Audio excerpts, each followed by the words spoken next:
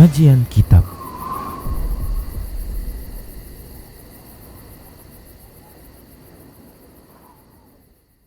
Bismillah, assalamualaikum warahmatullahi wabarakatuh. Innal hamdalillah nahmaduhu wa nasta'inuhu wa nastaghfiruh wa na'udzu billahi min shururi anfusina wa min sayyiati a'malina. Man yahdihillah fala mudilla lahu wa man yudlilhu fala hadiyalah. Wa ashhadu an la ilaha illallah wahdahu la syarika lah. Wa ashhadu anna Muhammadan abduhu wa rasuluhu sallallahu alaihi wasallam. Qala Allah tabaraka wa ta'ala, ya ayyuhalladzina amanu taqullaha haqqa tuqatih wa la tamutunna illa wa antum muslimun. Ya ayuhan nasu taqu rabbakumul ladzi khalaqakum min nafsin wahidah wa khalaqa minha zawjaha wa bassa minhuma rijalan katsiran wa nisaa'a wattaqullaha alladzi tasaaluna bihi wal arham innallaha kana 'alaikum raqiba. Ya ayyuhalladzina amanu taqullaha wa qulu qawlan sadida yuslih lakum a'malakum wa yaghfir lakum dhunubakum wa may yuti'illaha wa rasulahu faqad faza fawzan 'azima. Amma ba'd, fa inna asdaqal hadits kitabullah wa khairal huda huda Rasulillah sallallahu alaihi wasallam wa syarrul umuri muhdatsatuha wa kullu muhdatsatin bid'ah wa kullu bid'atin dhalalah wa kullu dhalalatin finnar. Para pemirsa Rosyad TV dan para pendengar Radio Medan Mengaji di mana saja Anda berada, rahimani wa rahimakumullah. Alhamdulillah, kita bersyukur kepada Allah selalu dan senantiasa kita arahkan rasa syukur kita kepadanya, kepada Zat yang senantiasa berbuat baik kepada kita. Yang kalau kita bersyukur maka Allah Subhanahu wa taala akan tambahkan nikmat-nikmat di waktu berikutnya. Kemudian salawat dan salam kita ucapkan untuk Nabi kita Muhammad sallallahu alaihi wasallam. Semoga Allah Subhanahu wa taala memberikan taufik kepada kita untuk senantiasa berada di atas petunjuk Rasul-Nya. Para hamba Allah rahimani wa rahimakumullah, kita akan lanjutkan pembahasan kitab Minhajul Muslim dalam bab akidah dan kita masih membahas tentang iman kepada kitab-kitab Allah Subhanahu wa taala. Dan kali ini kita akan menyebutkan dalil-dalil baik itu dalil wahyu maupun dalil akal. Baik para hamba Allah rahimani wa rahimakumullah, dalil-dalil yang menunjukkan tentang keimanan kepada kitab-kitab Allah Subhanahu wa taala. Berikut ini dalil wahyu. Allah Subhanahu wa taala memerintahkan kepada para hambanya untuk beriman kepada kitab-kitab. Berdasarkan firman Allah Subhanahu wa taala di dalam surah An-Nisa ayat 136. Allah mengatakan, a'udzu billahi minasyaitonir rajim. Ya ayyuhalladzina amanu aminu billahi wa rasulihi wal kitabil ladzi nazzala ala rasulihi wal kitabil ladzi anzala min qabl. Allah Subhanahu wa taala berfirman yang artinya, wahai orang-orang beriman, diseru orang-orang yang memiliki keimanan di dalam diri mereka. Mereka diperintahkan oleh Allah Subhanahu wa taala, aminu billahi, berimanlah kepada Allah, wa rasulihi, dan rasulnya.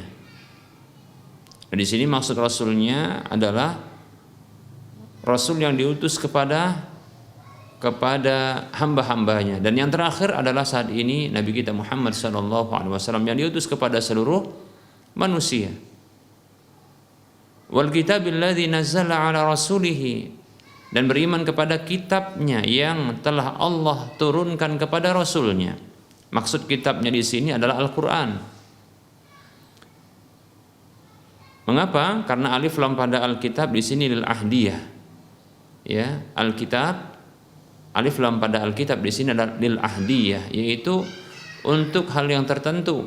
Itu maksudnya kitab suci yang terakhir.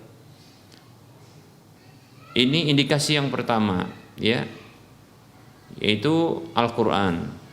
Kemudian yang kedua, indikasi yang kedua menunjukkan ini maksudnya adalah Al-Qur'an yang diturunkan kepada Nabi Muhammad SAW, ya, Allah menggunakan kalimat nazzala, ya, nazzala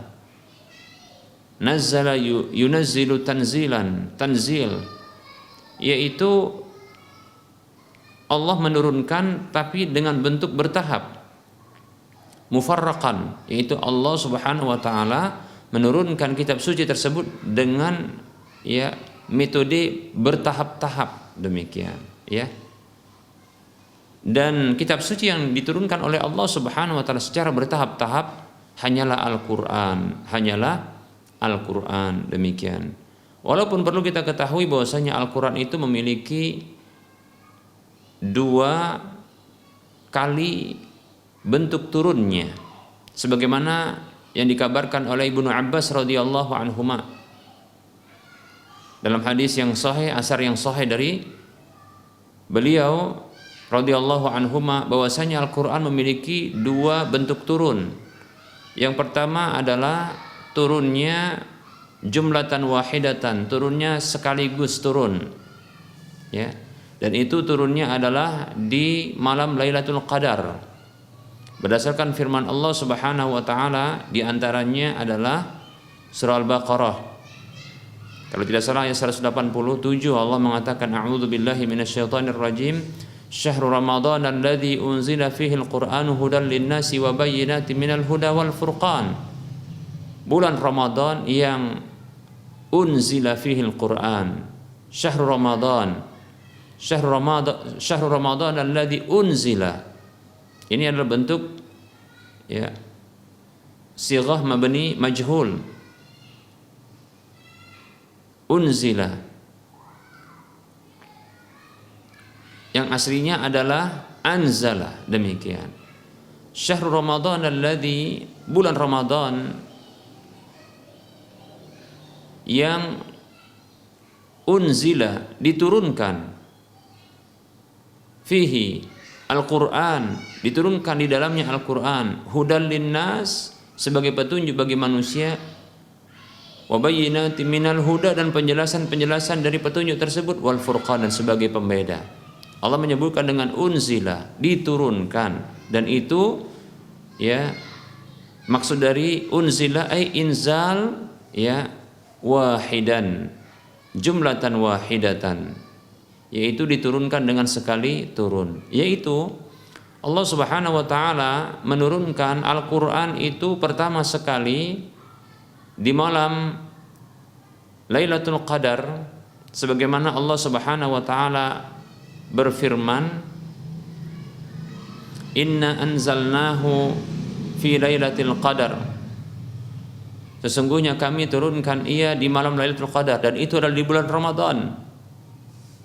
Itu sekali turun, karena Lailatul Qadar itu cuma 1 malam di antara malam-malam terakhir dari bulan Ramadan, demikian, ya, sekali turun.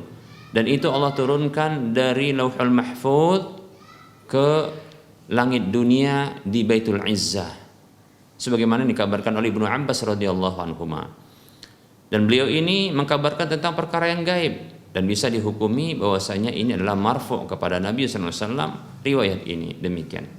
Kemudian yang kedua adalah turunnya Al-Qur'an itu dengan secara bertahap-tahap, munajjaman mufarraqan, ya, itu bertahap-tahap kepada Nabi SAW, yaitu dari Baitul Izzah, malaikat Jibril alaihissalam menurunkan Al-Quran tersebut kepada Nabi kita Muhammad SAW ke permukaan bumi ini di waktu-waktu yang telah ditentukan oleh Allah Subhanahu wa taala dan telah terjadi, sebagaimana yang telah, ya, berlaku kepada Nabi SAW yang terlebih dahulu, ya, diturunkan surah Iqra, demikian, dan seterusnya sampai akhir dari surah dari Al-Quran tersebut. Baik para hamba Allah rahimani wa rahimakumullah, ini turunnya Al-Quran. Kata Allah Subhanahu wa taala, aminu billahi wa rasulihi wal kitabil ladzi nazzala ala rasulihi, berimanlah kepada Allah dan kepada Rasulnya serta kitab yang diturunkan yang Allah turunkan kepada Rasulnya. Kitab yang dimaksudkan adalah Al-Quran, dan Rasulnya di sini maksudnya Nabi Muhammad sallallahu alaihi wasallam. Wal kitabil ladzi anzala min qabl, dan kitab suci yang telah Allah turunkan sebelumnya, berarti sebelum Al-Quran, maksudnya adalah kitab suci yang lainnya, yaitu kitab Zabur, Taurat, Injil, dan kitab-kitab suci yang lain yang tidak disebutkan secara rinci oleh Allah Subhanahu wa taala, dan demikian pula Rasulullah sallallahu alaihi wasallam. Wajib kita mengimani secara global pula demikian. Ini dalil yang pertama. Kemudian para hamba Allah rahimani wa rahimakumullah. Allah Subhanahu wa taala berfirman di dalam surah Ali Imran, berikutnya di dalam surah Ali Imran ayat 2 sampai 4. Allah Subhanahu wa taala mengatakan, a'udzu billahi minasyaitonir rajim. Allahu la ilaha illa huwal hayyul qayyum, nazzala 'alaikal kitaba bil haqqi musaddiqan lima baina yadayhi wa anzala at-taurata wal injil min qablu hudal lin-nasi wa anzala al-furqan.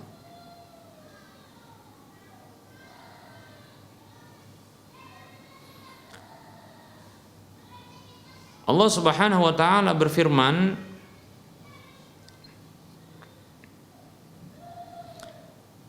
di dalam surah Ali Imran ayat 2 sampai 4. Allah mengatakan, yang artinya Allah yang tidak ada sesembahan yang berhak disembah kecuali Dia, zat yang maha hidup lagi berdiri sendiri. Dialah yang telah menurunkan kepadamu, yaitu kepada Rasulullah, sebagai Rasul yang mendapatkan wahyu Al-Quran ini. Dialah zat yang menurunkan kepadamu Alkitab, yaitu Al-Quran, bil haqqi, yang membawa kebenaran, musaddiqan lima baina yadayhi, yang membenarkan dalam kondisi membenarkan kitab-kitab suci sebelumnya. Kemudian Allah mengucapkan wa anzalat taurata wal injil, dan Allah menurunkan at-Taurat dan Injil. Perhatikan di sini, untuk kitab suci Al-Quran Allah menggunakan kalimat nazzala, yaitu Allah turunkan secara berangsur-angsur atau bertahap-tahap. Adapun untuk Taurat dan Injil, Allah Subhanahu wa taala menggunakan kata anzala, yaitu turun. Karena mana anzala yaitu anzala yunzilu inzalan, maksudnya adalah inzal bijumlatin wahidatin, yaitu turun itu dengan sekali turun, sekaligus, demikian seperti itu ya. Nah, dari sini kita bisa dapatkan perbedaan antara Al-Quran, kitab suci Al-Quran, dengan kitab suci sebelum Al-Quran. Al-Quran itu mengalami 2 kali turun, dan yang paling populer adalah turunnya secara bertahap-tahap kepada Nabi SAW yang dibawa turun oleh malaikat Jibril alaihissalam. Adapun kitab-kitab suci yang lain sebelum Al-Quran, maka diturunkan sekali turun, sekali turun kepada nabi atau rasul yang Allah telah tetapkan untuk diturunkan kepada para rasul tersebut. Min qablu hudal linnasi wa anzalal furqan, sebelumnya, dan Allah menurunkan Taurat dan Injil sebelumnya sebagai petunjuk bagi manusia, dan wa anzalal furqan, dan Allah menurunkan al-furqan. Maksudnya kalau tidak salah ini maksudnya adalah Zabur, dia sebagai pembeda. Zabur itu sebagai pembeda antara jalan kebatilan dengan jalan kebenaran, demikian. Begitu juga Zabur, Allah gunakan kalimat anzala, yaitu inzal bijumlatin wahidatin, yaitu turun dengan sekali turun saja, tidak bertahap-tahap. Demikian para hamba Allah rahimani wa rahmakumullah. Ini wajib kita yakini kitab-kitab suci yang telah Allah turunkan kepada para hamba-hamba pilihannya, itu para nabi dan rasul. Dan di dalam ayat yang lain, di dalam surah Al-Maidah ayat 48, Allah Subhanahu wa taala berfirman, a'udzu billahi minasyaitonir rajim, wa anzalna ilaikal kitaba bil haqqi musaddiqan lima baina yadayhi minal kitabi wa muhaiminan alaihi. Dan kami turunkan kepadamu wahai Muhammad sallallahu alaihi wasallam Alkitab di sini Allah Subhanahu wa taala menggunakan kalimat anzal, ya. Anzal itu sekali turun. Tapi Allah sandarkan kepada Nabi Muhammad, berarti kitab suci yang diturunkan kepada beliau ini adalah Al-Qur'an. Tapi dengan sekali turun, karena anzal maksudnya adalah sekali turun. Inzal bi jumlatin wahidatin, turun dengan sekali turun, begitu ya. Nah, ini kenapa demikian? Nah, ini seperti yang kita sampaikan sebelumnya, bahwasanya Al-Qur'an itu pernah mengalami ya turun di malam Lailatul Qadar dan di bulan suci Ramadan tentunya, dengan sekali turun dari Lauhul Mahfud ke Baitul Izzah yang ada di langit dunia. Demikian para hamba Allah rahimani wa rahmakumullah. Seperti itu. Jadi Al-Qur'an terkadang digunakan oleh Allah Subhanahu wa taala ketika Allah menurunkannya itu dengan kalimat anzala, terkadang nazzala, demikian. Mengapa? Karena memang Al-Qur'an mengalami 2 kali turun. Anzala yaitu Allah turunkan ya Al-Qur'an tersebut dari Lauhul Mahfud ke langit dunia di Baitul Izzah, demikian. Kemudian Allah nazzalal kitab, yaitu Allah turunkan kitab suci tersebut yaitu Al-Qur'an itu dengan ya tanzil ya mufarraqan, yaitu at-tanzil mufarraqan atau munajjaman, yaitu turunnya dengan berangsur-angsur dan bertahap-tahap kepada Nabi sallallahu alaihi wasallam yang dibawa turun oleh malaikat Jibril alaihi salam. Demikian ya, seperti itu. Jadi 2 hal ini atau 2 lafaz ini, yaitu anzala maupun nazzala, ini berlaku bagi Al-Qur'an. Karena memang Al-Qur'an mengalami 2 kali turun.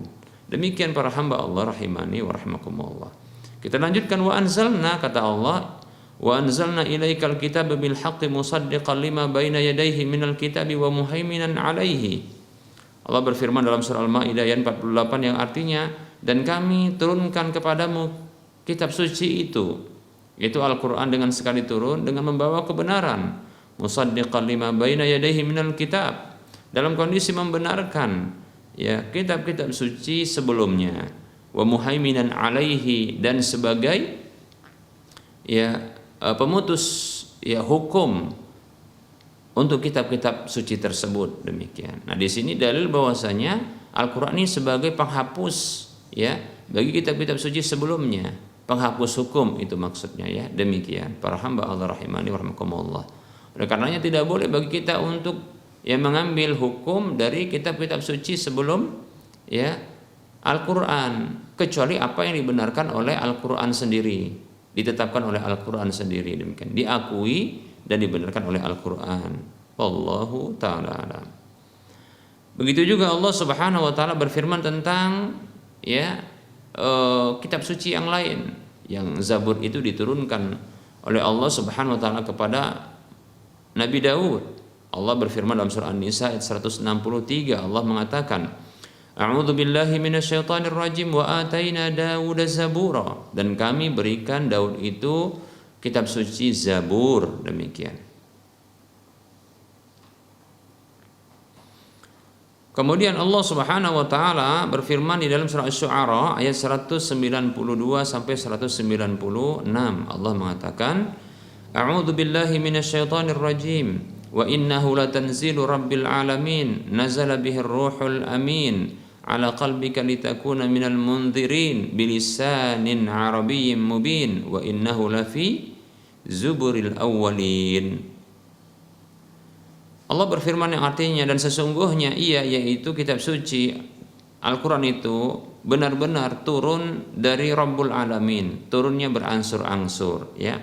Nazala bihir ruhul amin, yang dibawa turun oleh Ar-Ruhul Amin, yaitu nama lain atau julukan lain bagi malaikat Jibril alaihissalam, Ar-Ruhul Amin, ala qalbika litakuna minal mundirin, kepada hatimu agar engkau wahai Muhammad sallallahu alaihi wasallam termasuk orang-orang memberikan peringatan, bilisanin arabiyyin mubin, dengan bahasa Arab yang jelas.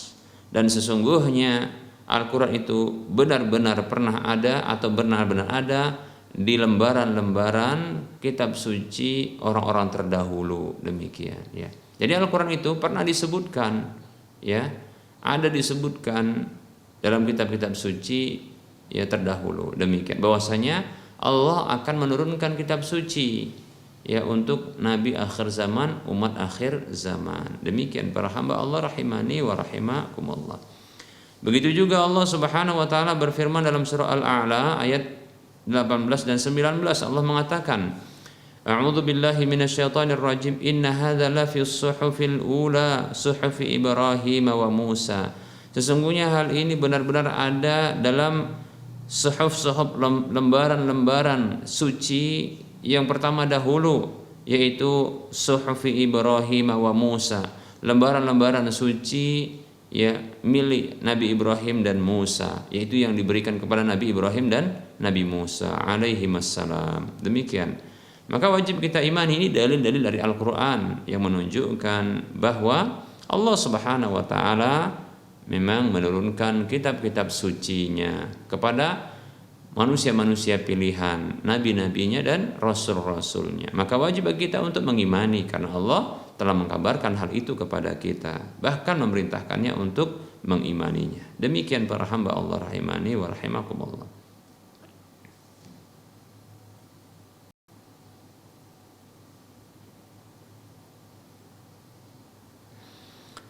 Kemudian ada pengkabaran Nabi Shallallahu Alaihi Wasallam tentang hal tersebut dalam banyak hadis. Nah, di antaranya adalah sabda Nabi Shallallahu Alaihi Wasallam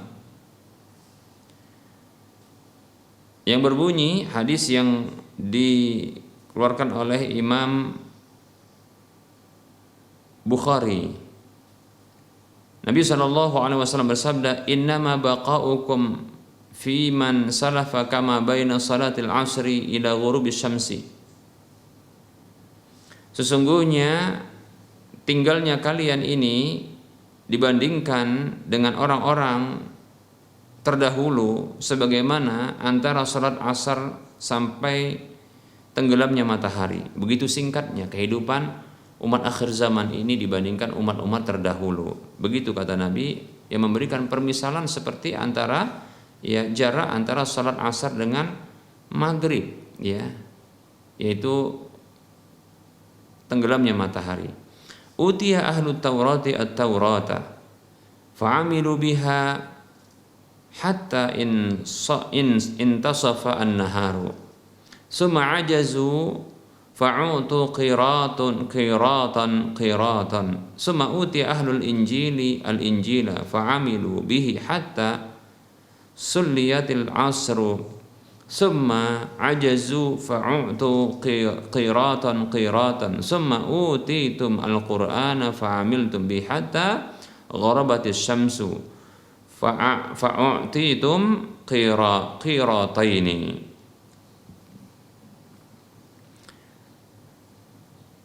Orang-orang yang menjadi pemegang dari kitab Taurat tersebut diberikan kitab Taurat, lalu mereka mengamalkannya sampai pertengahan hari, ya sampai pertengahan hari. Berarti mereka ini ya, mulai dari pagi, itu permisalannya mulai dari pagi sampai pertengahan hari, yaitu masuk waktu ya zuhur, demikian. Kemudian mereka itu tidak mampu, ya sema'ajazu, kemudian mereka tidak mampu. Lalu mereka diberikan qiratan, yaitu satu qirat. Qirat itu adalah ukuran gunung, demikian. Itu pahala seperti gunung, ya. Masing-masingnya diberikan satu qirat, ya, demikian. Kemudian diberikan ya ahlul Injil, yaitu orang-orang yang berpegang dengan Injil itu kepada mereka, diberikan Injil kepada mereka, ya, yaitu umat Kristen atau Nasrani. Kemudian mereka mengamalkannya sampai sholat asar, berarti mulai dari pertengahan hari sampai sholat asar, itu waktunya. Ya, sema'ajazu, kemudian mereka tidak mampu untuk melanjutkannya. Ya, kemudian fa'utu qiratan, ya, lalu mereka diberikan masing-masingnya satu qirat, yaitu ukuran ya, satu gunung. Mungkin maksudnya adalah pahala di sini, demikian. Kemudian utitumul Qur'an, lalu kalian diberikan oleh Allah Subhanahu wa taala Al-Qur'an, fa'amiltum bihi, lalu kalian pun mengamalkannya. Hatta gharabatis syamsu, sampai tenggelam matahari. Itu mulai dari asar sampai tenggelam matahari, demikian. Namun kalian diberikan 2 qiraat. Masya Allah, ini luar biasa ya. Inilah keutamaan umat akhir zaman, umatnya Nabi Muhammad sallallahu alaihi wasallam, yang mereka mengamalkan Al-Qur'an, maka mereka akan mendapatkan pahala 2 kali lipat ketimbang umat-umat sebelum kita. Apa alasannya? Maka kita katakan, lah ini alasannya. Kenapa umat Rasulullah sallallahu alaihi wasallam mereka ini ya lebih cepat masuk ke dalam surga, padahal mereka hadir belakangan, mereka muncul belakangan. Umat Nabi Muhammad sallallahu alaihi wasallam ya, ini umat yang ternyata umat yang pertama sekali masuk surga ketimbang umat-umat yang lain dari nabi-nabi yang lain. Bahkan Nabi kita Muhammad sallallahu alaihi wasallam adalah ya manusia pertama yang akan membuka pintu surga itu. Demikian. Dan kita adalah umat yang pertama masuk surga ketimbang umat-umat yang lain. Permasalahannya, apakah Anda termasuk umat Rasulullah? Apakah kita termasuk umat Rasulullah? Ya Allah, jadikan kami sebagai umat Rasulullah sallallahu alaihi wasallam ya. Agar kami bisa masuk ke dalam surga bersama dengan Rasul-Mu. Ya Allah, ya, jadikan kami sebagai orang-orang yang masuk ke dalam surga. Allahumma adkhilna jannatil firdaus bila hisab wala adab. Allahumma adkhilna jannatil firdaus bila hisab wala adab. Allahumma adkhilna jannatil firdaus bila hisab wala adab. Ya Allah, masukkan kami ke dalam surga firdaus tanpa hisab dan tanpa adab. Amin ya rabbal alamin ya. Nah, ini ya luar biasa ya keutamaan menjadi umatnya Nabi kita Muhammad sallallahu alaihi wasallam. Walaupun usianya begitu pendek ya, bahkan badannya juga pendek ya. Orangnya kecil-kecil, usianya pun kecil, kan begitu ya. Cuma memang bandelnya enggak keturunan ya. Bahkan mereka umatnya Rasulullah ini mengumpulkan kerusakan-kerusakan umatnya sebelum mereka ya. Coba bayangkan umatnya Nabi Syuaib itu selain kesyirikan, kerusakan yang mereka miliki adalah cuma penipuan di dalam takaran dan timbangan. Kemudian umatnya Nabi Lut itu kerusakannya selain kesyirikan adalah mereka homoseksual. Dan umat-umat yang lain juga memiliki, selain punya kesyirikan, kerusakan yang sama, mereka punya kerusakan yang khusus. Coba bayangkan di umatnya Nabi Muhammad SAW ini, para hamba Allah rahimani rahimakumullah, itu menggabungkan berbagai kerusakan. Di umat ini ada orang-orang yang suka homoseksual, ada yang suka menipu, ya, ada yang mencurangi timbangan dan takaran, ya. Ada yang sombong, ada yang ngaku Tuhan, ya. Ada yang ngaku nabi, kan begitu ya. Seterusnya, maka kita katakan ini masya Allah luar biasa, ya. Mengumpulkan kerusakan-kerusakan umat terdahulu, tapi alhamdulillah tidak dihancurkan sekaligus oleh Allah Subhanahu wa taala kecuali nanti pada hari kiamat. Karena kerusakan yang tidak ada lagi kebaikan pada diri mereka. Demikian, ya. La taqumus saah hatta ya, la taqumus saah illa ala syirarin nas. Ya, tidak terjadi kiamat kecuali yang berlaku bagi orang-orang yang buruk, makhluk yang buruk, demikian. Baik para hamba Allah rahimani wa rahimakumullah. Namun kita beruntung ya menjadi umatnya Nabi Muhammad sallallahu alaihi wasallam. Ternyata kalau kita mengamalkan petunjuk Nabi sallallahu alaihi wasallam, mengamalkan pesan-pesan Nabi sallallahu alaihi wasallam, pesan Allah Subhanahu wa taala yang dibawa Nabi sallallahu alaihi wasallam, yaitu Al-Qur'an dan wahyu hadis Nabi sallallahu alaihi wasallam, maka kita akan mendapatkan 2 pahala lebih besar ketimbang pahalanya umat-umat sebelum kita. Oleh karenanya ini sebabnya mengapa kita lebih bisa untuk masuk surga lebih awal. Demikian. Selain sesungguhnya kita diberikan oleh Allah Subhanahu wa taala kelebihan yang luar biasa. Setiap tahunnya kita bertemu dengan satu bulan yang mulia, bulan yang diberkahi oleh Nabi kita Muhammad sallallahu alaihi wasallam, yang diberkahi oleh Allah Subhanahu wa taala menurut pengkabaran Nabi sallallahu alaihi wasallam. Ya. Bulan yang diberkahi oleh Allah Subhanahu wa taala berdasarkan pengkabaran Nabi sallallahu alaihi wasallam. Kata Nabi sallallahu alaihi wasallam dalam sebuah hadis yang diriwayatkan oleh Imam Ahmad dan yang lainnya, qad ja'akum ramadhanu syahrun mubarakun. Telah datang kepada kalian satu bulan, yaitu bulan Ramadan, satu bulan yang diberkahi. Tentunya diberkahi oleh Allah yang banyak kebaikan, yang tetap kebaikan, banyak kebaikan, bertambah-tambah kebaikan dan berterusan kebaikan itu di dalamnya. Demikian. Dan ternyata di dalamnya ada satu malam. Kata Nabi sallallahu alaihi wasallam, fihi lailatun khairun min alfi syahrin. Di dalamnya ada satu malam yang lebih baik daripada 1000 bulan.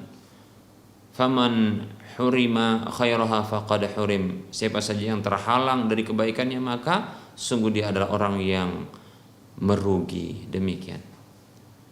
Kata Allah Subhanahu wa taala, Lailatul Qadri khairum min alfi syahr. Itulah dia Lailatul Qadar yang lebih baik daripada 1000 bulan. Masya Allah. Ya, demikian. Coba bayangkan kalau kita beramal satu kebaikan saja di malam tersebut, ya. Seperti membaca Al-Quran satu huruf saja yang kata Rasulullah itu kebaikannya itu wal hasanatu bi asyri amsalihha. Satu kebaikan itu ya itu 10 ya. Kata Nabi SAW, man qara'a harfan min kitabillah, siapa saja membaca satu huruf dari kitab Allah Al-Quran ya falahu hasanatun, maka dia mendapatkan satu kebaikan. Wal hasanatu bi asyri amsalihha, satu kebaikan itu senilai 10-nya, balasannya 10. Jadi satu huruf dibaca itu 10. Masya Allah. Nah kalau itu dibaca di bulan Ramadan satu huruf tadi, dan khususnya di malam Lailatul Qadar, maka itu lebih baik daripada 1000 bulan, lebih dari 83 tahunan. Demikian. Masya Allah. Maka kalau seorang hamba dia berkesempatan untuk bisa dia bertemu dengan Ramadan di sepanjang hidupnya, kita katakan barangkali kalau dia berusia sekitar 50 tahun atau kita katakan 30 tahun ya, semenjak dia balighnya sampai 30 tahun dia bertemu Ramadan itu 15 tahun. Kalau dia beramal ya selama 15 tahun pertemuan dengan Lailatul Qadar tersebut, penuh dia beramal, Masya Allah, luar biasa, tinggal dikalikan lebih dari 83 tahun. Wajar oleh karenanya ya umat Islam ini, umatnya Nabi Muhammad SAW itu masuk surga lebih awal. Selain tadi kita katakan pahalanya 2 kali ketimbang pahala ya umat-umat sebelumnya ketika mereka mengamalkan kitab sucinya. Maka beruntung kita dijadikan sebagai ya umat Rasulullah SAW. Kita bersyukur kepada Allah dijadikan sebagai umat Rasulullah SAW. Ya. Kita diberikan penghormatan dan kehormatan oleh Allah Subhanahu Wa Taala. Pertama untuk jadi umat Rasulullah. Yang kedua ya untuk masuk surga lebih awal ketimbang ya umat-umat yang lain. Kemudian kita bisa bertemu dengan Lailatul Qadar setiap tahunnya insya Allah Ta'ala, dan pahalanya yang luar biasa yang disediakan oleh Allah lebih baik daripada 1000 bulan. Kemudian kalau kita mengamalkan Al-Quran, dan itu juga kehormatan bagi kita ternyata diberikan kehormatan dengan ya kitab suci Al-Quran sebagai petunjuknya, bukan kitab yang lainnya. Demikian. Kemudian kalau kita mengamalkannya kita dapat pahala 2 kali lipat ketimbang pahala ya orang-orang atau umat-umat sebelum kita. Masya Allah. Alhamdulillah. Ya.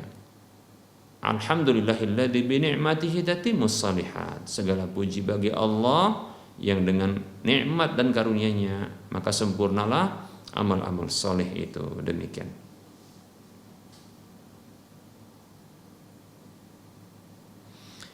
Perhatikan, kita lanjutkan ya, faqala ahlul kitabi, maka ahlul kitab mereka itu berkata dalam kondisi iri ya, mereka itu iri dengan umat Islam. Aqallu minna amalan wa aktsaru ajran.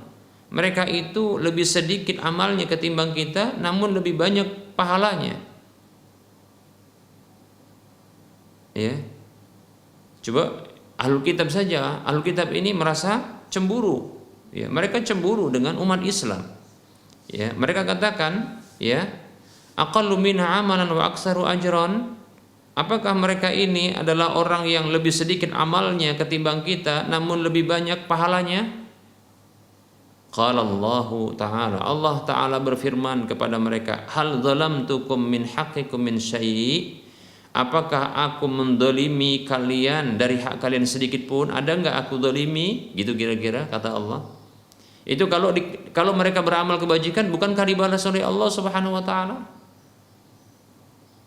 Bukankah mereka kalau mereka beramal kebajikan dibalas oleh Allah Subhanahu wa taala, tidak ada yang haknya dizalimi?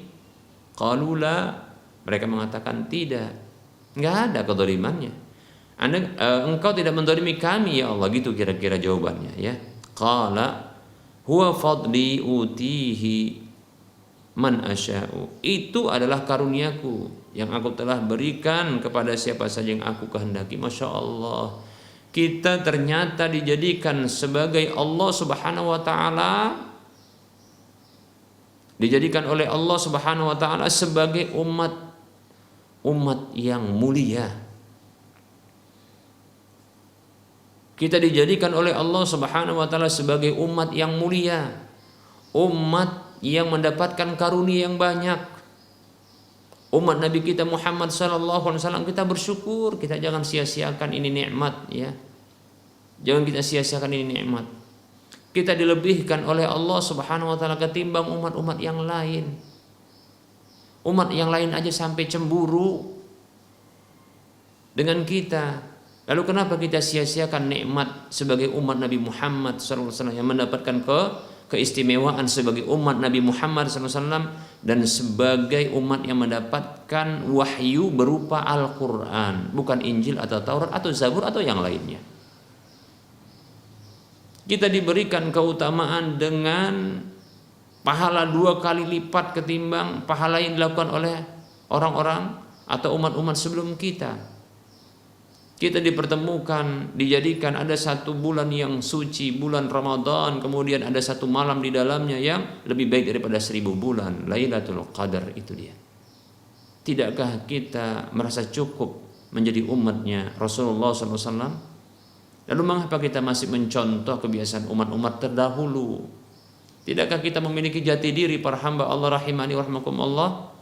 Tidakkah kita merasa bangga untuk menjadi jati diri kita sendiri sebagai umat Nabi kita Muhammad sallallahu alaihi wasallam yang telah dimuliakan di atas seluruh umat-umat yang ada dengan dijadikan sebagai umatnya Nabi yang mulia,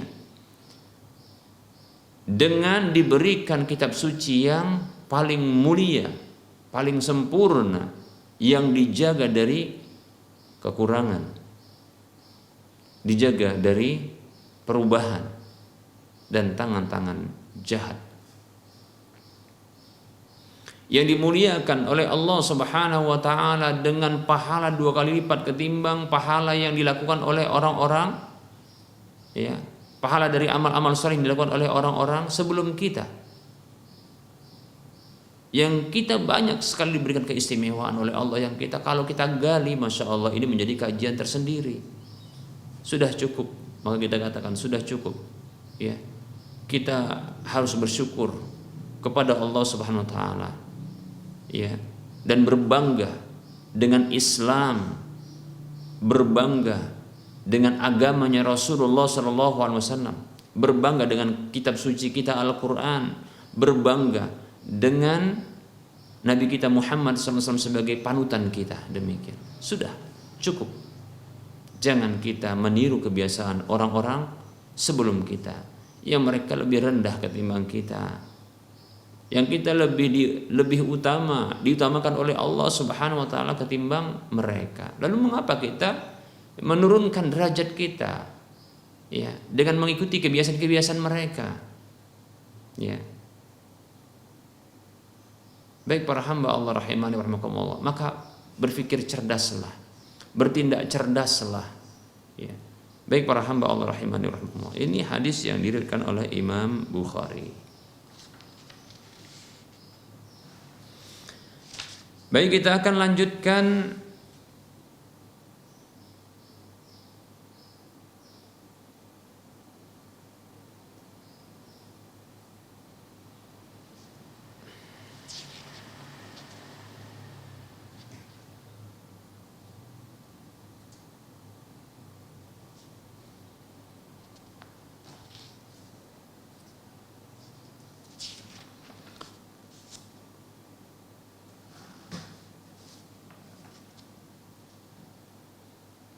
berikutnya adalah penyebutan hadis, ya.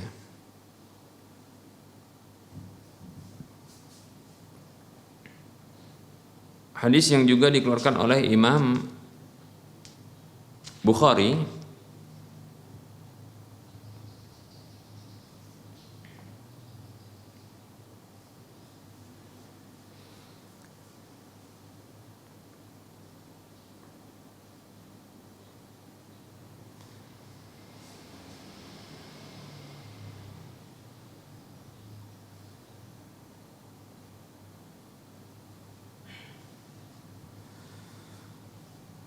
Rasulullah SAW bersabda, khuffifa ala Dawud alaihissalam al-Quran ay al-qira'atu fakana ya'muru bidawabihi fatusraju fayaqra'u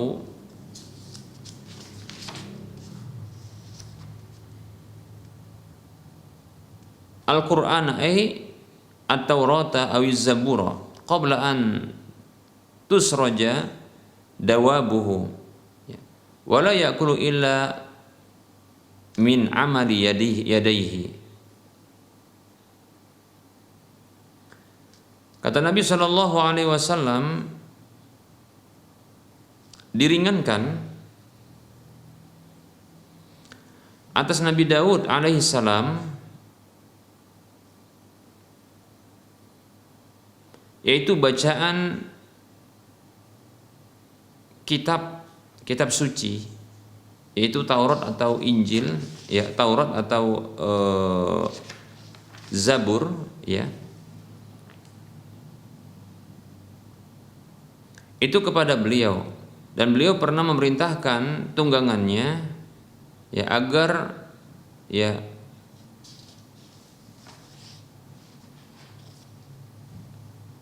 diletakkan pada tunggangan tersebut yaitu cahaya, ya, yaitu sesuatu yang diletakkan pada punggung tunggangan tersebut, ya, di bawah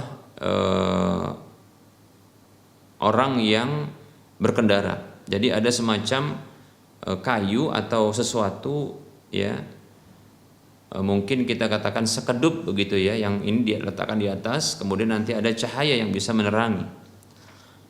Lalu beliau membaca Al-Quran. Maksud Al-Quran di sini adalah sesuatu yang bisa dibaca, yaitu Taurat dan atau Zabur, ya, sebelum hewan tersebut, tunggangannya itu, dikasih penerangan. Dan beliau tidaklah makan, ya, kecuali dari hasil kerja tangan beliau sendiri. Demikian hadisnya riwayat Bukhari. Nah, di sini ada pengkabaran dari Nabi Shallallahu Alaihi Wasallam tentang, ya, kitab suci yang diturunkan kepada Nabi Daud, ya, yaitu Al-Quran. Yang disebut Al-Quran di sini maksudnya bukanlah Al-Quran seperti Al-Quran kita, tapi Al-Quran maksudnya adalah Al-Maqru, yang dibaca. Karena Al-Quran ini secara bahasa maksudnya, yaitu adalah Zabur atau Taurat, Zabur atau Taurat, yaitu kitab suci yang diturunkan kepada beliau. Demikian, yang bisa dibaca juga. Demikian, ya. Dan beliau membacanya itu dengan penerangan ketika di malam hari, ya. Dan beliau termasuk orang yang bekerja, ya, itu dengan hasil karya sendiri, dan beliau tidak meminta-minta. Demikian para hamba Allah rahimani wa rahimakumullah.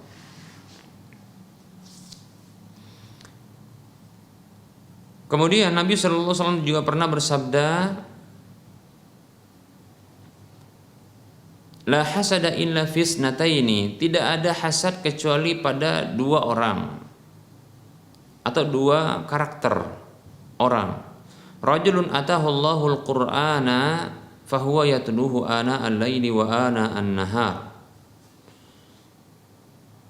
Yang pertama adalah seseorang yang dia diberikan oleh Allah Subhanahu wa taala Al-Qur'an, lalu dia membacanya di malam hari, di pertengahan malam hari dan di pertengahan siang hari, ya. Di sepanjang malam atau di sepanjang ya siang hari. Hadis riwayat Bukhari. Yang kedua adalah orang diberikan harta lalu dia menginfakkan harta yang tersebut di jalan Allah Subhanahu wa taala. Demikian. Nah, ini pengkabaran Nabi sallallahu alaihi wasallam tentang Al-Qur'an, maka wajib kita mengimaninya. Begitu juga ada pengkabaran Nabi sallallahu alaihi wasallam, taraktu fikum ma in tamassaktum bihi lan tadhillu ba'di kitaballahi wa sunnata rasulih sallallahu alaihi wasallam. Hadis ini hadis yang dikeluarkan oleh Imam Al-Hakim dalam Mustadraknya. Kata Nabi sallallahu alaihi wasallam, aku tinggalkan di tengah-tengah kalian sesuatu yang apabila akan berpegang teguh dengannya kalian tidak akan sesat selamanya setelahku, yaitu kitab Allah dan sunnah Rasulullah SAW. Kitab Allah maksudnya Al-Quran, sunnah Rasulullah maksudnya hadis-hadis beliau SAW yang sahih dari beliau, ya. Hadisnya riwayat Al-Hakim dalam Mustadraknya dan ini hadis yang sahih. Begitu juga ada sabda Nabi SAW yang lainnya, la tusaddiqu ahlal kitabi wa la tukadzibuhum wa qulu amanna billadzi unzila ilaina wa ma unzila ilaikum wa ilahuna wa ilahukum wahidun wa nahnu lahu muslimun.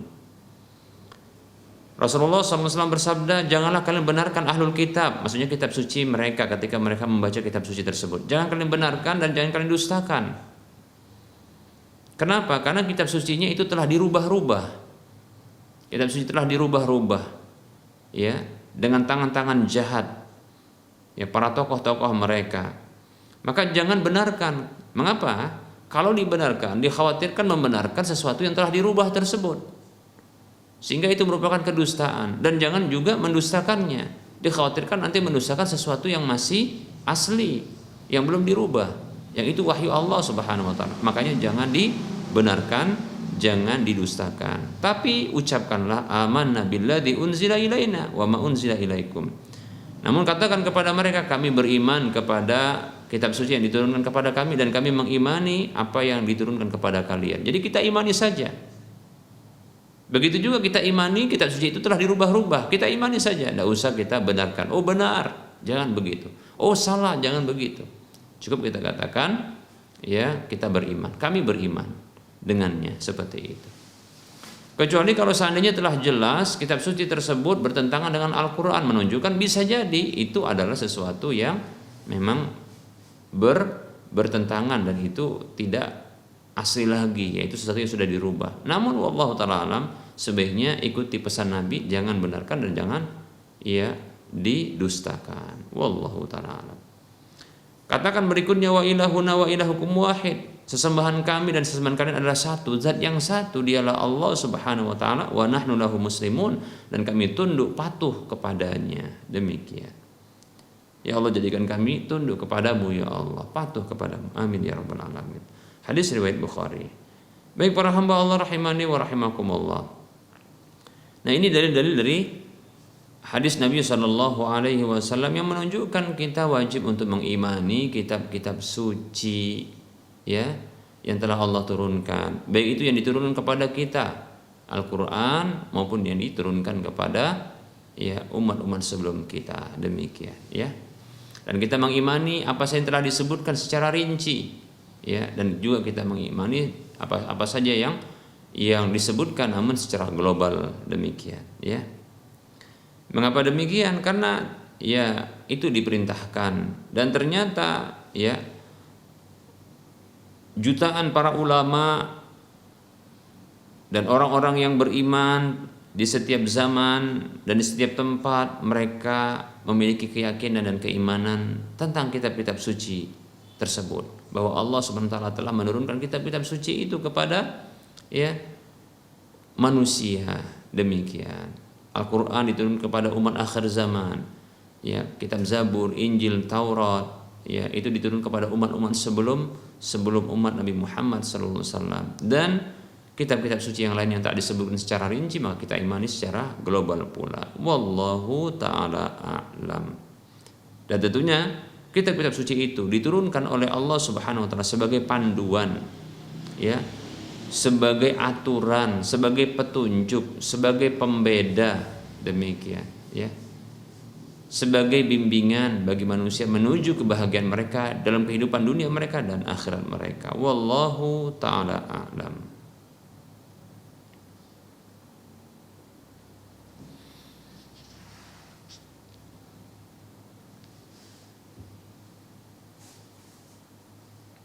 Baik para hamba Allah rahimani wa rahimakumullah, kita akan sebutkan dalil-dalil akal.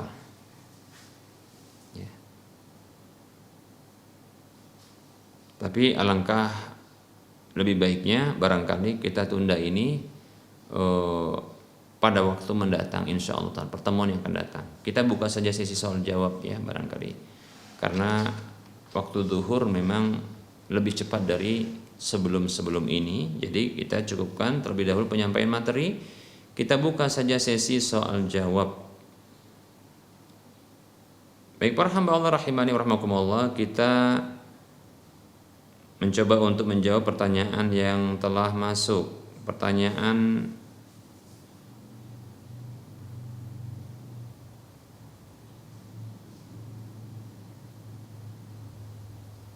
pertama,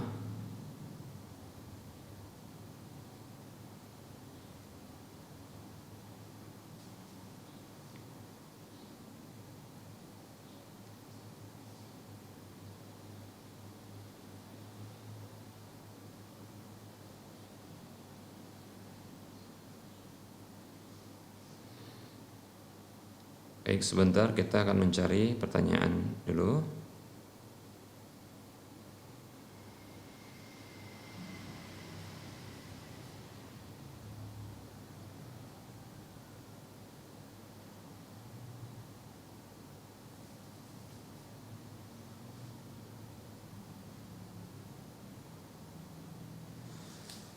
Baik.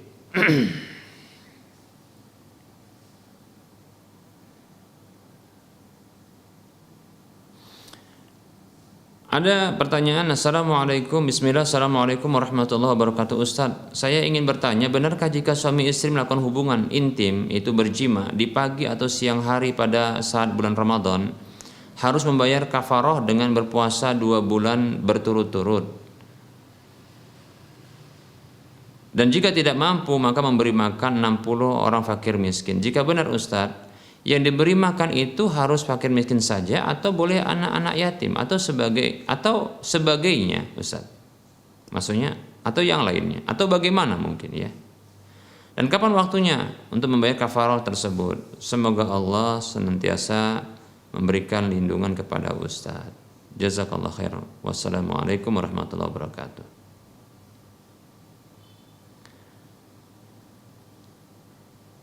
Bismillah. Waalaikumsalam warahmatullahi wabarakatuh. Semoga juga Allah memberikan hidayahnya, taufiknya kepada kita untuk bisa senantiasa mentaatinya, dan semoga Allah SWT senantiasa menjaga kita dalam kebaikan. Wa anta fajazakallahu khaira. Berhubungan badan di siang hari Ramadan atau dalam kondisi berpuasa di bulan Ramadan ini merupakan dosa besar, ya, karena merupakan bentuk membatalkan puasa, ya, membatalkan puasa. Ya, kita tahu bahwasanya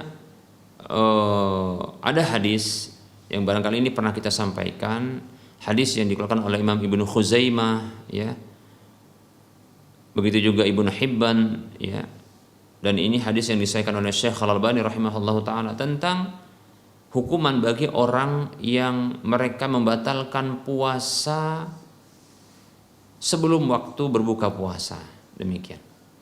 Yaitu Rasulullah SAW itu pernah mimpi mengatakan demikian, baina ana naim, tatkala saya sedang tidur, id atani rajulani, tiba-tiba ada dua malaikat yang datang menemuiku lalu membawa pergi aku. Lalu ternyata ya beliau SAW dibawa pergi sampai kepada tanjakan yang tinggi. Rasul diperintahkan untuk naik, Rasul mengatakan tidak bisa, kata Rasulullah. Lalu dibawa naik oleh dua malaikat tersebut. Lalu Rasulullah mendengar suara lengkingan, suara raungan, suara lolongan. Maka Rasul bertanya, suara apa itu? Itu adalah suara penghuni neraka, yaitu orang-orang yang disiksa, demikian. Kemudian Rasulullah juga dibawa pergi kemudian sampai Rasulullah melihat orang-orang kaum-kaum yang mereka itu digantung terbalik ya pada kaki-kaki mereka, sembari mulut mereka itu dikoyak dan mengalirkan darah. Rasul bertanya, siapa mereka ini? Maka dijawab kepada Rasulullah SAW, ulaikal ladzina yuftiruna qabla tahillati shaumihim. Mereka itu adalah orang-orang yang berbuka, itu membatalkan puasa sebelum waktu berbuka puasa mereka, demikian. Ini bahaya kita katakannya, ini dosa besar kita katakan, ya. Demikian. Oleh karenanya bertobat kepada Allah Subhanahu wa taala ya, apabila telah melakukan pembatal puasa ini tanpa ada alasan yang dibenarkan, hubungan badan lagi kan seperti itu. Selain ancaman tersebut, itu ada tebusan yang harus ditebus, disebut dengan kafaroh, ya, kafaroh. Dan kafarah ini tidak gugur dengan adanya taubat. Ya. Kalau taubat tadi menghapuskan ancaman siksa tersebut, maka bertobat kepada Allah, kemudian lakukan tebusan berikut ini. Ya. Dalam satu hadis yang diriwayatkan oleh Imam Bukhari Muslim, ada seorang laki-laki yang datang kepada Nabi SAW sembari mengatakan, ya Rasulullah, halaktu. Wahai Rasulullah, celaka aku ini. Kata Rasulullah, malaka, ada apa denganmu? Yang mengatakan, ini waqa'tu imraati. Ini waqa'tu ala imraati. Sesungguhnya aku telah menyetubuhi istriku wa ana shaim, sementara aku puasa, gitu ya. Maka Rasulullah SAW mengatakan kepadanya, apakah engkau ada budak yang bisa kamu bebaskan? Katanya tidak. Kemudian apakah kamu bisa berpuasa 2 bulan berturut-turut? Katanya tidak. Kenapa? Ya Kak, beberapa hari saja sudah kebobolan ya. Lalu Rasul bertanya kepadanya, apakah engkau mendapati adanya makanan yang bisa engkau berikan makan kepada 60 orang miskin? Ya. Maka dikatakan tidak. Nah, ini ada sebagian ulama yang menyebutkan ini urutan. Ya, urutan di dalam tebusan tersebut. Ada yang mengatakan tidak, silakan pilih, demikian. Ya, kita katakan tentunya untuk budak tidak ada di zaman saat ini, sulit kita mendapatkannya. Begitu juga untuk berpuasa 2 bulan berturut-turut. Ya, kita katakan seseorang yang berhubungan badan di siang Ramadan itu karena nggak tahan beberapa hari saja, nggak sabar nunggu di mana, di malam hari, padahal waktunya singkat sebenarnya ya, tapi nggak kuat dia, apalagi 2 bulan berturut-turut, demikian ya. Maka tersisa satu, yaitu memberikan makan 60 orang miskin, yaitu fakir miskin, kasih makan mereka, demikian, seperti itu ya, demikian.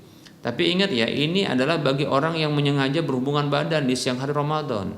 Tapi bagi orang yang tidak sadar, ya, tidak sadar atau tidak tahu, ya, maka tidaklah dia terkena dengan dosa ini, demikian pula dengan tebusan ini.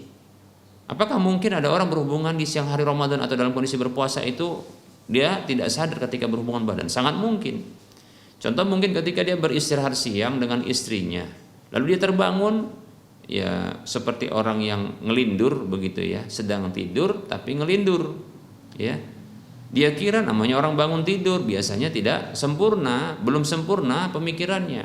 Lalu dia mungkin melihat istrinya dalam kondisi yang membuat dia naik syahwatnya, lalu barangkali dia setubuhi istrinya. Setelah selesai mungkin baru sadar bahwasanya ini adalah Ramadan, sangat mungkin. Maka tidak perlu untuk dia membatalkan puasanya, ya, cukup dilanjutkan puasanya dan tidak batal puasanya, demikian ya. Dan tidak perlu dia menebus tebusan tersebut, ya, cukup barangkali dia mohon ampun kepada Allah karena ya ketidaktahuannya, seperti itu ya. Wallahu taala alam. Untuk membayarnya bisa dilakukan ya di esok harinya ketika melakukan itu. Ya paling cepatnya, paling tidak ya paling cepatnya di malam hari ketika batalnya hari itu dengan hubungan badan tersebut ya. Seperti itu ya. Bisa di malam harinya atau esok. Nah, seperti itu. Atau nanti di luar Ramadan bisa demikian ya. Apakah kepada anak-anak yatim boleh untuk diberikan? Maka kita katakan kalau anak-anak yatim tersebut miskin, iya diberikan. Tapi kalau tidak miskin mereka, apalagi berkecukupan, ya maka jangan berikan. Apalagi anak-anak yatim yang ternyata orang tuanya kaya raya, ya jangan diberikan. Ya. Anak yatim itu tidak mesti miskin, karena yatim disebut yatim adalah man mata abuhu walam yablugh, yaitu seseorang yang ayahnya meninggal dunia dalam kondisi dia belum baligh. Nah, itulah dia disebut dengan yatim, baik laki atau perempuan. Ya. Tidak mesti dia kaya atau miskin, tidak mesti, ya. Tapi kalau miskin, ya, itulah yang berhak untuk menerima ya pembayaran kafarah ini. Zakat bahkan fidyah juga demikian, ya. Wallahu taala a'lam.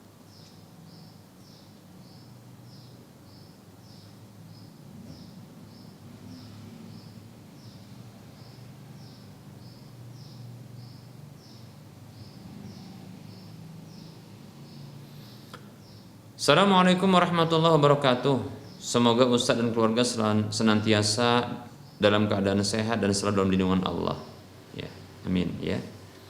Mohon izin bertanya Ustadz, malam Lailatul Qadar itu dimulai dari malam ke-20 Ramadan. Itu maksudnya malam ke-20 Ramadan. Malamnya pas Ramadan ke-20 atau Ramadan ke-19 Ustadz? Maaf Ustadz karena ketidaktahuan. Baik. Waalaikumsalam warahmatullahi wabarakatuh. Semoga Allah Subhanahu wa taala juga memberikan kesehatan, kebaikan dan perlindungan kepada antum ya beserta keluarga di mana saja berada. Amin ya rabbal alamin. Malam Lailatul Qadar adalah satu malam yang Allah tidak tentukan ya waktunya. Hanya saja Nabi SAW memerintahkan kita untuk mencarinya. Satu malam tersebut di malam 10 terakhir dari Ramadan. Maka bisa diprediksi yaitu adalah di malam yang ke-21, bukan malam yang ke-20. Maksudnya setelah sempurna puasa 20 hari, ya. Setelah sempurna puasa 20 hari, ya.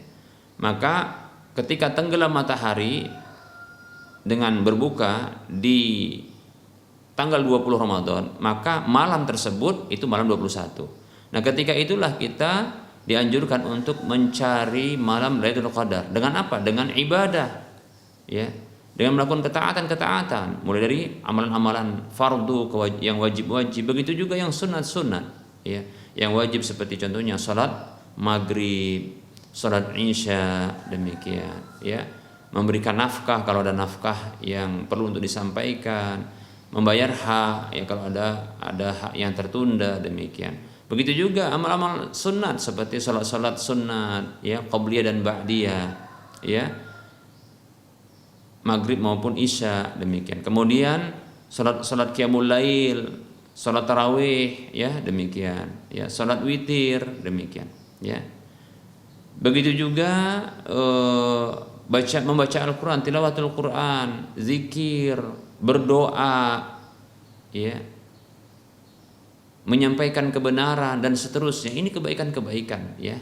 Yang insyaallah taala ya ini akan bila bertepatan dengan malam Lailatul Qadar tersebut akan ya berpahala dengan pahala yang lebih baik daripada 1000 bulan, demikian. Seperti itu ya. Jadi Lailatul Qadar itu bukan memanjang ya mulai dari malam 21 sampai terakhir, bukan. Maksudnya kita mencari di malam-malam tersebut. Dia cuma ada satu malam saja. Tapi ketahui bahwasanya Lailatul Qadar, malam Lailatul Qadar itu dimulai dari tenggelamnya matahari sampai terbitnya fajar. Jadi dimulai mulai kita berbuka tenggelamnya matahari sampai nanti waktu subuh. Dikatakan seseorang yang mendapatkan Lailatul Qadar tersebut adalah orang yang dia dalam kondisi beramal, begitu. Ya. Bukan lantas ketika dikatakan mendapatkan Lailatul Qadar itu seperti contohnya ya, itu pohon-pohon pada rubuh semuanya sujud katanya, ya.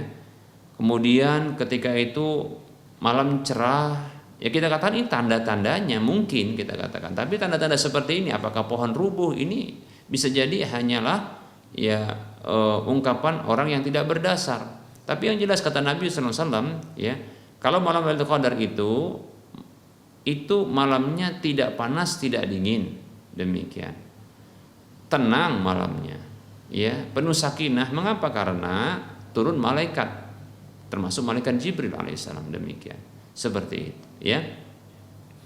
Sebenarnya tidak perlu kita mencari tanda-tandanya. Yang penting adalah kita melakukan ketaatan ketika itu. Karena agar terpenuhi maksud dari firman Allah Subhanahu wa taala, Lailatul Qadri khairum min alfi syahr. Ya, malam Lailatul Qadar itu lebih baik daripada 1000 bulan. Maksudnya itu motivasi untuk kita beribadah agar nanti ya pahala dari ibadah yang kita lakukan ini lebih baik daripada 1000 bulan balasannya. Begitu maksudnya ya. Ya jangan sekedar duduk menunggu kan begitu. Ini maka tidak sesuatu yang disyariatkan ya. Demikian. Maka banyak lakukan ketaatan di malam tersebut. Ya mulai dari kita, kalau seseorang kita katakan selama sebulan terus dia melakukan ketaatan kepada Allah, maka sungguh dia telah mendapatkan Lailatul Qadar. Itu insyaallah taala.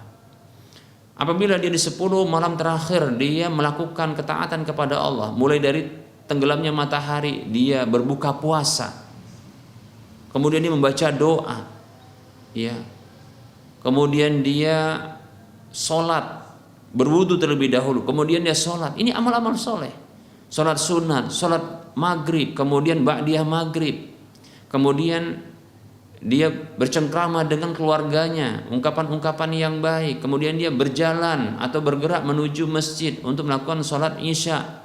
Itu sudah kebaikan-kebaikan. Kemudian berwudu lagi, kemudian dia sholat sunat, tahiyatul masjid, apakah dia sholat sunat qobliyah, begitu, kemudian sholat isya, kemudian sholat ba'diyah isya, kemudian sholat tarawih ditutup dengan witir, kan begitu. Kemudian menambah dengan zikir, menambah lagi dengan baca Quran, menambah dengan doa, dan seterusnya. Dia hidupkan malam tersebut. Maka andaikan satu saja yang dilakukan, sholat fardu saja, maka itu tentunya dia akan dapatkan pahala lebih baik daripada 1000 bulan, begitu. Jadi maksud mendapatkan malam Lailatul Qadar, mencari Lailatul Qadar itu adalah dengan amal-amal soleh, begitu. Pasti dia akan dapatkan. Orang yang hidup di tempat manapun, insya Allah taala maka dia dapatkan malam Lailatul Qadar. Hanya saja apakah dia mendapatkan Lailatul Qadar tersebut dalam kondisi dia beramal soleh, ataukah dia dalam kondisi beramal toleh, yaitu beramal maksiat, durhaka kepada Allah, atau dia menyia-nyiakan dengan tidur ya tanpa amalan sedikit pun, demikian ya. Wallahu taala a'lam.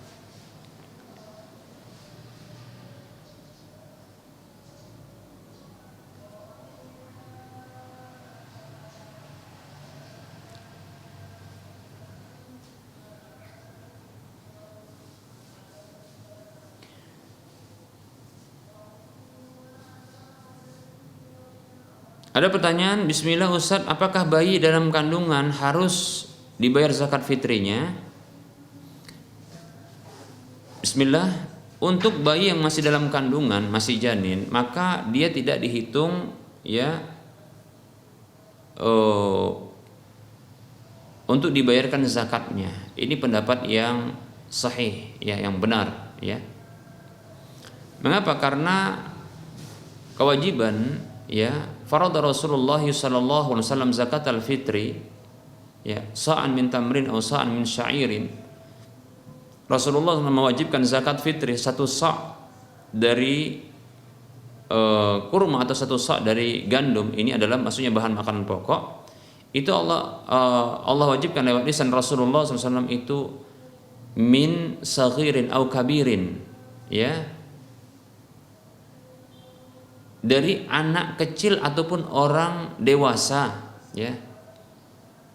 Min abdin anil abdi wal hurri, an abdin awil hurr, ya.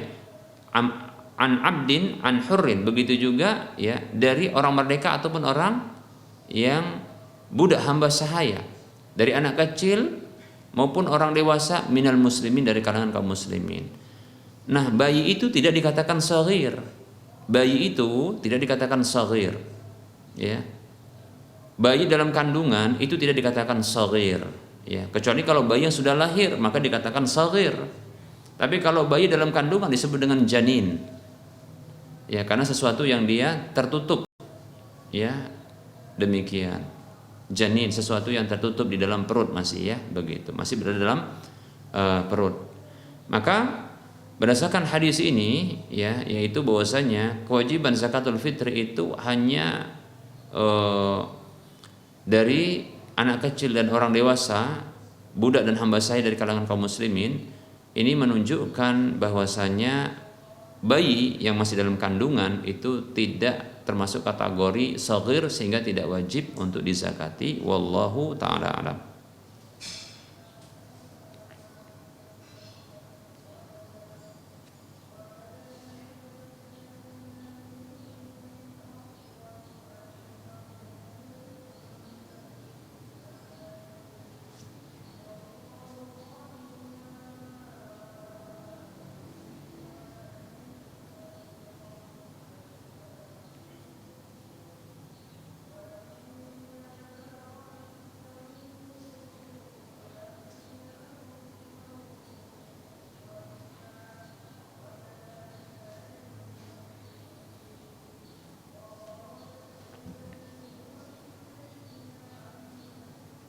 Ada pertanyaan, Assalamualaikum warahmatullahi wabarakatuh. Maaf Ustaz mengganggu. Saya mau bertanya.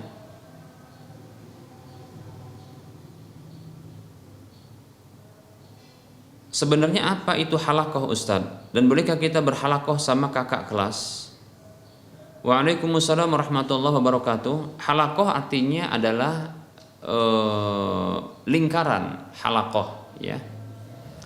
Halakoh artinya lingkaran, yaitu bisa dimaksudkan di sini adalah lingkaran orang-orang yang mengadakan satu kegiatan, ya, demikian, ya, seperti membaca Al-Quran untuk tadarusan, atau barangkali orang-orang yang mengajarkan Al-Quran, ya, kepada mereka, atau mengajarkan isi Al-Quran seperti kajian ceramah, demikian. Nah, seperti itu. Nah, ini disebut dengan halakoh, ya, yaitu lingkaran orang, ya, untuk melakukan satu kegiatan, demikian. Baik, apakah boleh berhalakoh dengan kakak kelas? Ya, kalau kakak kelas tersebut orang yang berkompeten terhadap satu yang mau diajarkan tersebut, satu yang mau disampaikan tersebut, ya, materi yang mau disampaikan, maka silahkan, ya. Bisa jadi contoh kakak kelas tersebut dia mampu berbahasa Arab, ya, untuk mengajarkan apa yang telah dimampuinya kepada kita, maka silahkan, boleh, tidak masalah. Kakak kelas juga tersebut mampu untuk membaca Al-Quran dan mengajarkan Al-Quran kepada kita, maka silahkan kita belajar Al-Quran darinya, bacaannya, tajwidnya, makharijul hurufnya, demikian, seperti itu, ya, silahkan, demikian, ya. Tapi ingat, ya, setiap orang itu harus cerdas ketika mengambil ilmu, ya. Mengambil ilmu itu harus kepada yang mumpuni, betul-betul ahli, demikian. Nah, kalau seandainya kita ingin mengambil ilmu dari kakak kelas, apa yang dia telah mampui, maka contohnya bahasa Arab tadi, maka bahasa Arab itu yang kita ambil, jangan yang lainnya, ya, seperti itu. Atau pelajaran yang lain, pelajaran yang dia mampu, contohnya matematika, kita hanya belajar yang itu saja, jangan belajar kedokteran darinya, barangkali bisa sesat nanti kita, ya, membedah orang pula nanti, kan begitu, ya.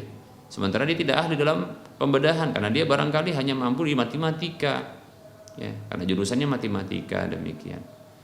Nah, kalau seandainya kita belajar dengan kakak kelas, jangan dengan kakak kelas dengan yang jelas-jelas ahli saja, tapi dia spesialis bidang tertentu. Jangan coba-coba kita belajar, ya, darinya sesuatu yang dia tidak ahli dalam bidang tersebut. Maka ini menyalahi ya, koridor dalam menuntut ilmu, salah. Bisa sesat kita. Kalau kita belajar kepada seorang ahli spesialis, katakanlah dokter spesialis gigi, ya. Jangan pula kita mengambil ilmu darinya, ya, yang dia ahli spesialis gigi, kita ambil tentang, ya, rahang contohnya. Jangan coba-coba. Atau contohnya lidah, jangan coba-coba, bisa sesat nanti kita, demikian, ya. Nah, kalau dalam urusan dunia saja seperti ini, bagaimana dengan urusan akhirat? Kalau dalam urusan dunia, barangkali kalau kita sesat, ya, dalam masalah tadi, ya, ilmu yang yang diambil lalu kita melakukan, ya, malpraktek, kita katakan, paling yang terjadi adalah kematian, atau paling tidak, ya, nonaktifnya anggota tubuh yang kita lakukan tindakan, ya, pada anggota tubuh tersebut tanpa ilmunya, kan begitu, ya. Itu hanya kematian. Lalu bagaimana dengan akhirat? Kalau seandainya ilmu-ilmu agama kita ambil dari orang yang tidak ahli, yang ini sampai ke akhirat, ini kerugiannya, ini surga dan neraka kita, maka jangan coba-coba kita mengambil ilmu agama kepada yang bukan ahlinya. Fas'alu ahla dzikri in kuntum la ta'lamun. Tanyalah kepada orang yang ahlul dzikri, ahlul ilmi, orang yang paham tentang ilmunya, jikalau kalian benar-benar tidak tahu. Demikian, ya, seperti itu. Wallahu ta'ala a'lam. Maka cerdaslah dalam memilih, ya, memilih guru, kita mau belajar darinya. Kalau sekedar yang dia tahu itu, maka jangan kita lebih ngambil yang lain, ya, darinya. Seperti itu, ya. Al-mar'u ala dini khalilihi falyandur ahadukum man yukhalil. Kata Nabi SAW, ya, seseorang itu berada di atas agama temannya, maka hendaklah salah seorang di antara kalian itu melihat siapa yang dijadikan teman. Ini dalam berteman. Lalu bagaimana dengan berguru? Demikian. Beda dengan menerima kebenaran. Kalau kebenaran dari siapapun diambil, tapi untuk berguru ini hal yang berbeda. Ini hal yang lain, ya. Jangan disamakan. Untuk berguru kita harus pilih selektif, lebih selektif. Cari teman aja selektif, apalagi cari guru. Yang ini adalah dunia dan akhirat kita, kalau dia dalam urusan ilmu agama. Wallahu ta'ala a'lam.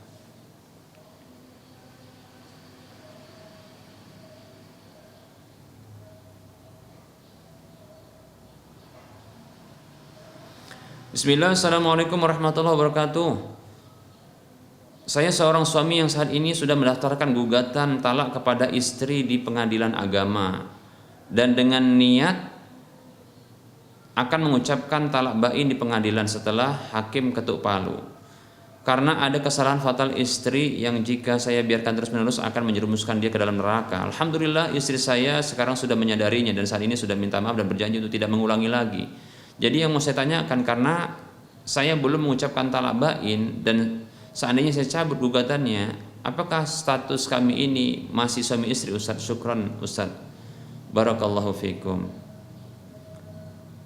Waalaikumsalam warahmatullahi wabarakatuh. Wa fiik barakallah. Afwan, mendaftarkan gugatan, ya, tentunya ini kan dengan tulisan, dan barangkali para pegawainya telah menanyakan apa tujuannya. Maka tujuannya ingin mendaftarkan gugatan. Apa gugatannya? Cerai. Demikian. Baik, kemudian dicatat gugatan cerai istri. Nah, apabila itu niat yang betul-betul adalah ingin menceraikan istri, maka sesuatu yang ditulis tersebut itu terhitung talak menurut pendapat yang kuat. Wallahu ta'ala alam. Jadi, ya, sesuatu yang telah dituliskan ingin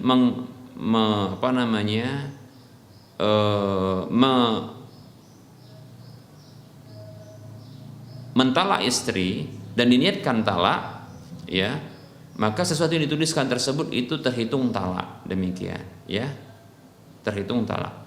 Tapi kalau contohnya talaknya tersebut, maksudnya tulisan tersebut nanti akan saya talak, gugatan tersebut berbunyi dengan penyebutan waktu, yaitu pensyaratan waktu penyebutannya nanti ketika di waktu ada pemanggilan dari pengadilan, ya, maka berarti ini adalah talak yang disyaratkan dengan waktu, ya.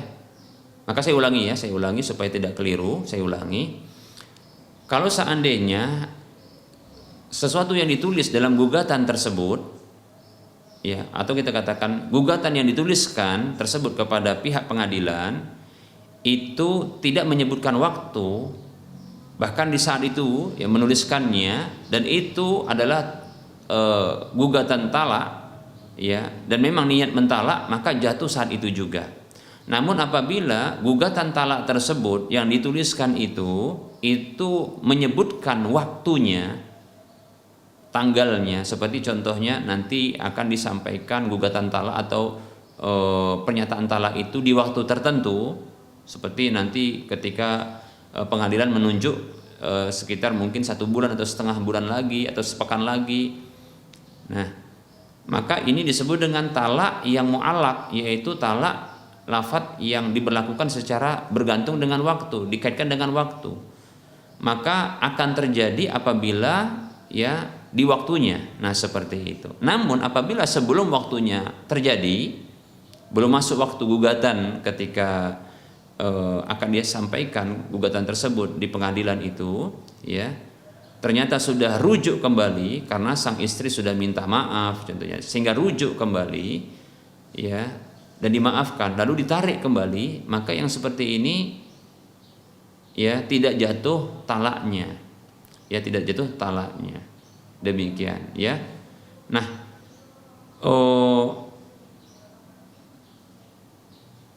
saya condong, ya,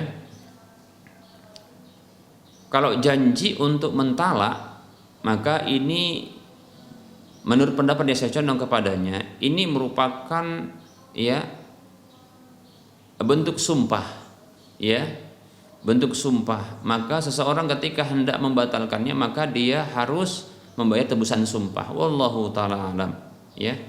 Barangkali ini saat ini pendapat saya ini saat ini seperti ini. Nanti apabila ada perubahan pendapat karena saya melihat, ya, mungkin ada pendapat yang lain yang lebih kuat, ya, maka saya akan menarik pendapat ini. Tapi saat ini saya condong kepada pendapat bahwasanya, ya, seseorang yang menggugatnya, janji untuk menggugatnya, baik itu dalam lisan atau tulisannya, ya, yang dia mengkaitkan dengan waktu pentalakannya tersebut, lalu ternyata dia tidak jadi untuk, ya, mentalaknya, ingin mencabutnya, maka ini dianggap seperti seorang itu bersumpah kepada Allah ingin mentalak di waktu tertentu, maka hendaknya dia, ya, mencabutnya, ya, dengan membatalkan sumpah tersebut, dengan menebus sumpahnya, ya, yaitu dengan cara memilih salah satu di antara ini, yaitu, ya, membebaskan, memberi makan memberi makan 10 orang miskin, atau, ya, memberi pakaian 10 orang miskin, atau membebaskan budak, demikian. Kalau tidak maka puasa 3 hari, demikian, ya, pilih salah satu, ya. Mungkin bisa dengan memberi makan 10 orang miskin, batalkan itu sehingga nanti tidak berlaku, demikian, ya, seperti itu. Karena disebutkan di sini gugatan berarti kan gugatan dalam bentuk tertulis, yaitu gugatan itu seperti janji akan menjatuhkan di depan pengadilan, ya, talak tersebut, ya. Gugatan talak berarti kan janji, ya, untuk menjatuhkan talak di hadapan pengadilan di waktu yang sudah ditentukan, namun ingin dibatalkan karena istri sudah minta maaf dan berjanji untuk tidak mengulangi. Maka saya condong ini adalah sumpah, ya, kepada Allah Subhanahu wa taala, ya. Maka janji seperti ini harus dibatalkan, ya, dengan menebusnya dengan tebusan sumpah, ya. Pilih salah satu, supaya mudahnya pilih salah satu, yaitu memberi makan 10 orang miskin, atau memberi pakaian 10 orang miskin, atau, ya, membebaskan budak. Tidak ada. Kalau tidak mampu maka silahkan, ya, puasa 3 hari demikian. Wallahu taala alam. Nah, ini barangkali yang bisa kita sampaikan. Mohon maaf atas segala kekurangan dan kesalahan. Kebenaran datang dari Allah, kesalahan datang dari saya pribadi dan bisikan syaitan.